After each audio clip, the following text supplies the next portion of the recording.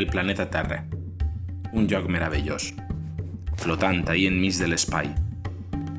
És on residim nosaltres i també on es desenvolupa la història de Minerva, un vampir de veritat. Anem a anar pas a pas per a trobar el lloc on es desenvolupa la història. Si vos pareix bé, anem a anar buscant els llocs. Primer anem a viatjar fins a Europa, el nostre continent. Ací és on residim nosaltres. Està composat per molts països, un d'ells el nostre. Ja el reconegueu veritat, segurament estireu veient la península Ibèrica.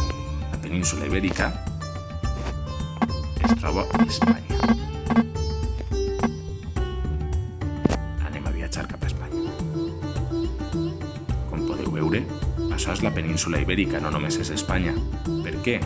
Perquè dins de la península Ibèrica sabeu que una península és una porció de terra rodejada d'aigua per totes parts, menys per una, que és la part dels Pirineus. Allà on posa Andorra estan els Pirineus i és el que limita amb un altre país veí nostre, que és França.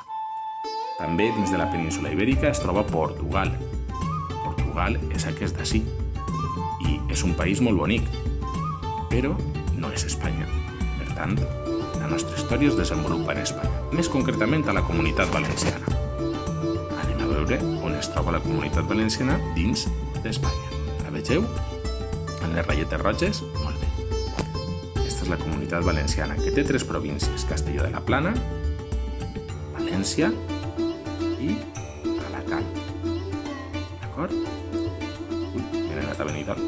No volia anar a Benidorm. Ara anem a buscar el Penyagolosa. Què deu ser el Penyagolosa? L'autor ens diu que la història es situa a les faldes del Penyagolosa. Si té falda, no crec que sigui una prenda de vestir.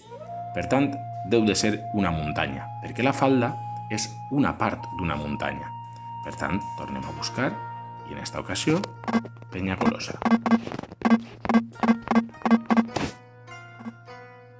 Anem a veure on ens porta. Fixeu-vos, per la província de Castelló. Anem a veure-ho en 3D. Molt bé. Vegeu? Sí que era una muntanya. Per tant, la part de baix de la muntanya és el que es coneix com a la falda.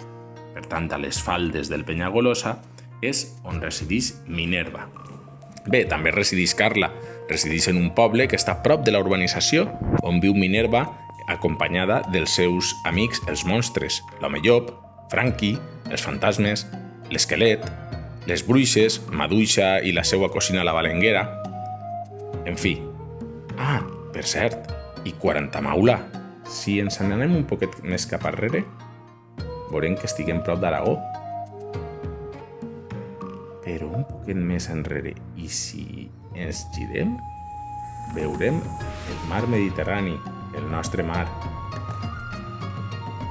I podrem veure algunes ciutats que ens sonen de la costa: Penyíscola, Alcocebre, Oropesa, Benicàssim. Us sonen, veritat?